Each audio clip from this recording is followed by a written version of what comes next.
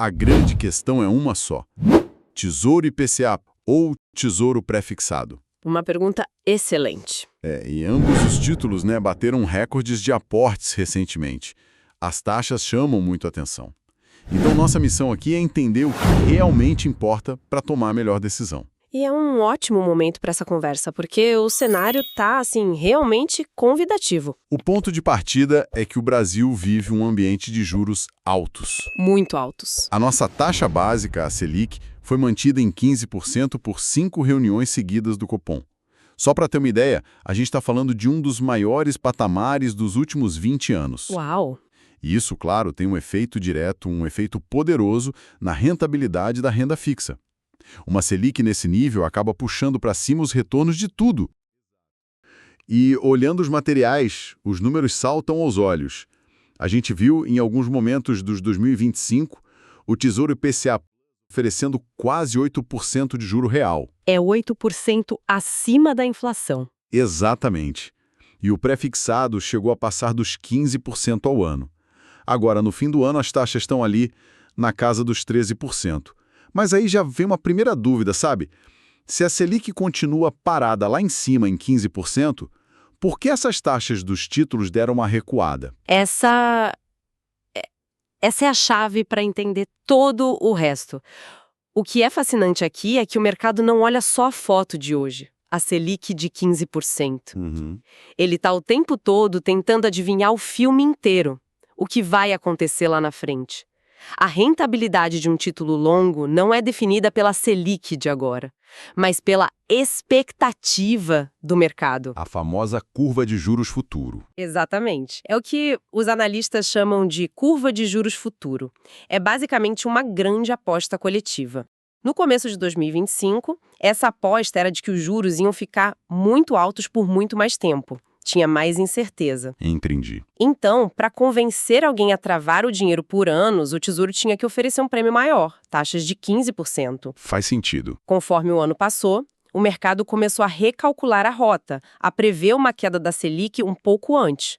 E essa pequena mudança na expectativa já foi suficiente para a taxa cair de 15% para 13%. Mas, e isso é crucial, 13% ainda é um retorno, espetacular. Certo. Então, o preço de hoje reflete o medo ou a esperança de amanhã. Entendido. Agora vamos ao centro da questão. Os títulos parecem bem diferentes, né? Um protege da inflação, o outro te dá uma taxa fixa, mas os especialistas com quem a gente conversou insistem que eles têm mais em comum do que parece. Onde que começam essas semelhanças? Bom, a semelhança mais fundamental é a segurança. Ambos, IPCA e pré-fixado, são emitidos pelo Tesouro Nacional. Certo. Na prática, quem investe neles está emprestando dinheiro para o governo federal. Isso significa que o risco de crédito, o famoso risco de calote, é o mesmo para os dois e é o mais baixo que existe no Brasil. Ok, o risco de calote é o mesmo. Mas se o risco é idêntico, por que a rentabilidade histórica deles é diferente? Ou é parecida? Historicamente, ela é bem parecida e essa é a segunda grande semelhança. Análises de longo prazo de uns 15 anos para cá mostram que tanto os pré-fixados quanto os atrelados ao IPCA tiveram sim um desempenho superior ao do Tesouro Selic. Que é o nosso CDI, basicamente. Isso, que anda colado no CDI.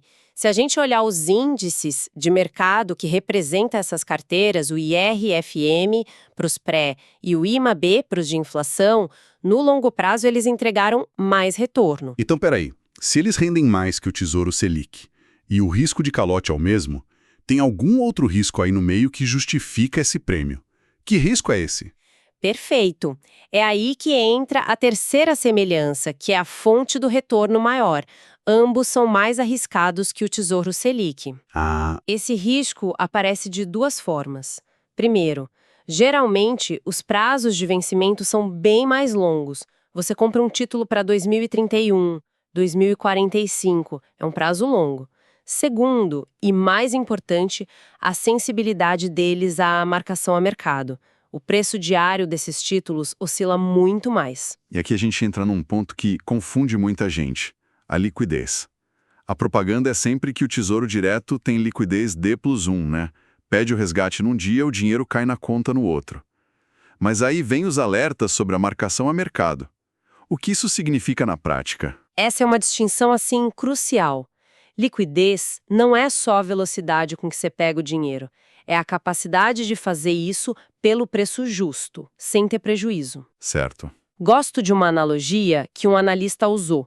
Pense em 2 imóveis de R$ 500.000.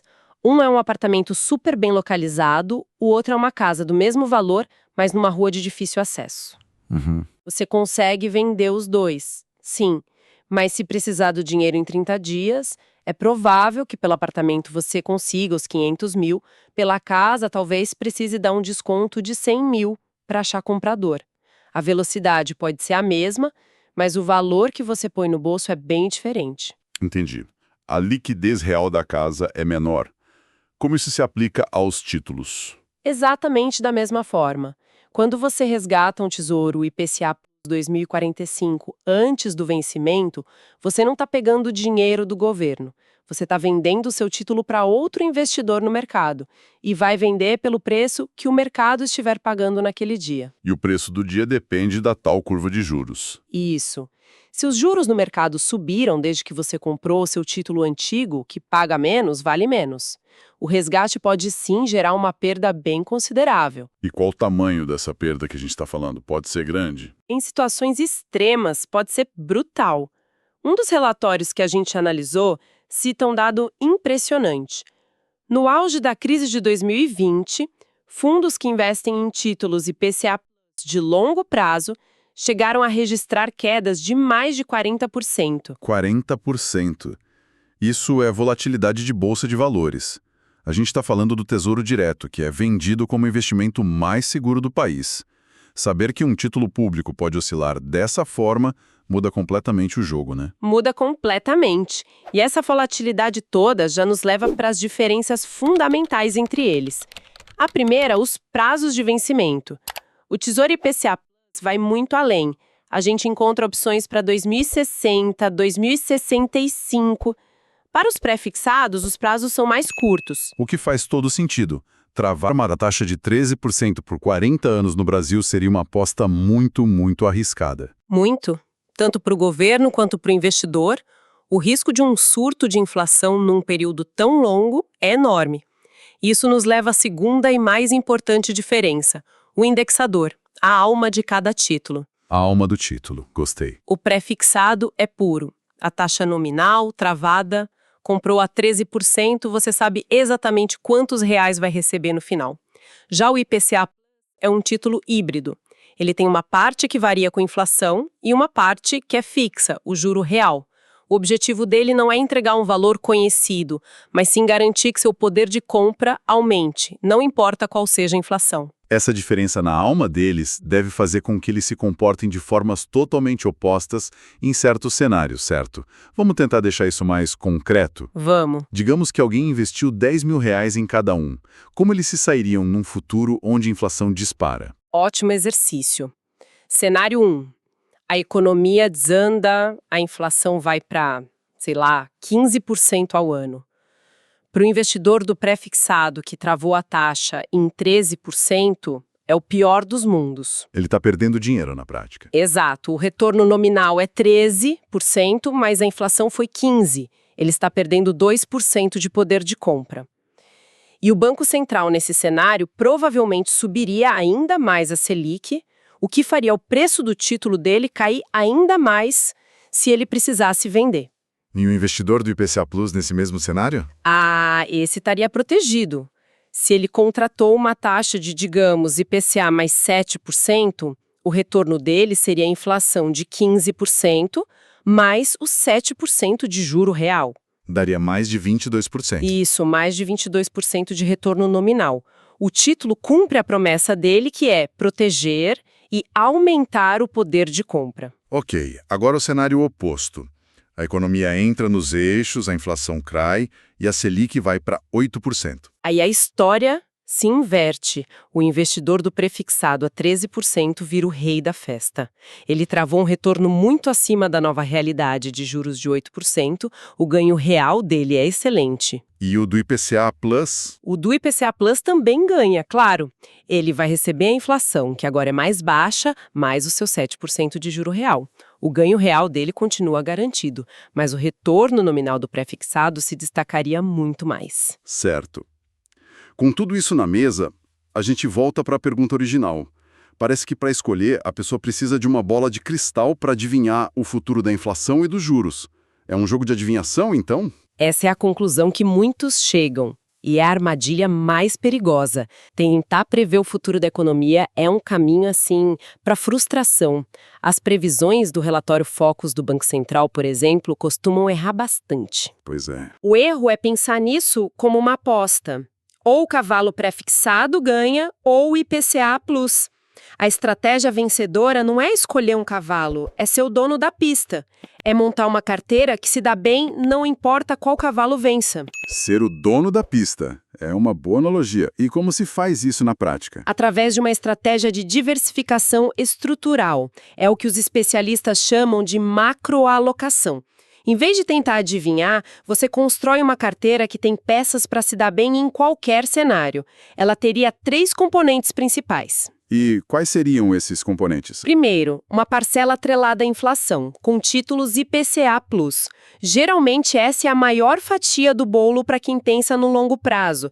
É o motor do crescimento real. A proteção? Isso, a proteção. Segundo, uma parcela pós-fixada, como o Tesouro Selic. Essa é a reserva de emergência, a parte segura que se beneficia se os juros subirem.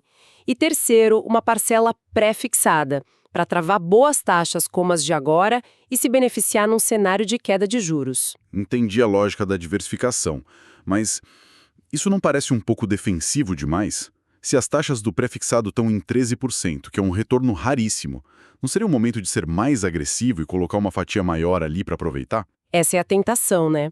É o tal do market timing, a ideia de que dessa vez eu sei o que vai acontecer. A questão é, e se 13% não for o topo? E se um novo estresse leva essas taxas para 16%? Quem colocou tudo em 13% vai ver o valor do título cair e vai perder a chance de comprar taxas melhores. Entendi. A macroalocação te força a ter disciplina. Você define seus percentuais. Se sua meta é ter 20% em pré-fixados e você tem 0%, as taxas altas de hoje são um sinal claro. Compre para chegar nos seus 20%. Se você já tem 20%, talvez esteja a hora de realizar um pouco do lucro e rebalancear. Então a resposta para quando comprar tesouro pré-fixado não vem de uma análise de mercado. Exato. A resposta deve vir de dentro da sua própria carteira. A decisão é acionada pela sua estratégia, pela disciplina de rebalancear, e não pela manchete do jornal. É uma abordagem muito mais robusta e, francamente, muito mais tranquila. Perfeito. Então, resumindo nossa conversa, o Tesouro IPCA Plus e o pré-fixado estão, sim, com retornos muito atrativos. Mas esse prêmio vem com uma volatilidade que pode assustar. A grande diferença entre eles é a proteção contra a inflação, que é a vocação do IPCA Plus. E, no fim, a estratégia mais inteligente não é ser vidente, mas ser um arquiteto, construindo uma carteira diversificada. Precisamente. E para deixar uma reflexão final, a gente explorou os cenários mais óbvios, né? De alta ou de baixa da inflação e dos juros. Mas e se um terceiro cenário acontecer? A estagnação. E se, ao contrário do que todo mundo espera, os juros e a inflação ficarem nesses patamares elevados por muito mais tempo do que o previsto? Como uma carteira montada com base numa aposta de mudança se comportaria num mundo onde nada muda? Este é o nosso resumo sobre a dúvida no momento no Tesouro Direto, IPCA Plus ou pré-fixado. Com os juros em alta aqui no Brasil, nossos estúdios deram uma olhada nesses 2 investimentos, que são super populares, para te ajudar a entender qual se encaixa melhor numa carteira bem diversificada. Então vamos lá. Primeiro, o que eles têm em comum? Olha, os dois títulos são emitidos pelo Tesouro Nacional, o que significa que o risco de crédito deles é o mesmo, considerado o mais baixo do país. E a longo prazo, tanto o pré-fixado quanto o IPCA+ tendem a render mais que o Tesouro Selic, justamente por terem prazos mais longos e uma maior sensibilidade às flutuações do mercado. Segundo, a principal diferença está em como eles rendem. O Tesouro pré-fixado, como o nome já entrega, ele trava uma taxa fixa até o vencimento. Por exemplo, 13% ao ano, e pronto. Já o Tesouro IPCA+ oferece um rendimento que a gente chama de híbrido. Uma taxa fixa, vamos dizer 7%, mais a variação da inflação, que é o IPCA. Isso garante o seu ganho real, ou seja, seu dinheiro vai render sempre acima da inflação. E, por fim, cada um se beneficia de um cenário econômico diferente, né? O pré-fixado ele vai ter um desempenho melhor quando a inflação e os juros caem, porque, poxa, você travou uma taxa alta lá atrás. Já o IPCA+ protege o seu poder de compra e vai render mais se a inflação subir. Por isso que a estratégia mais inteligente não é tentar prever o futuro, sabe? É diversificar a carteira com os dois. Em resumo, a decisão de investir em um ou outro depende muito mais de equilibrar sua carteira do que de tentar acertar o momento do mercado. Esse estudo não constitui nenhum serviço de análise ou recomendação. Este é o mercado de renda variável, bolsa de valores, onde o risco é inerente. Toda e qualquer decisão é de cada investidor. Um abraço e até a próxima.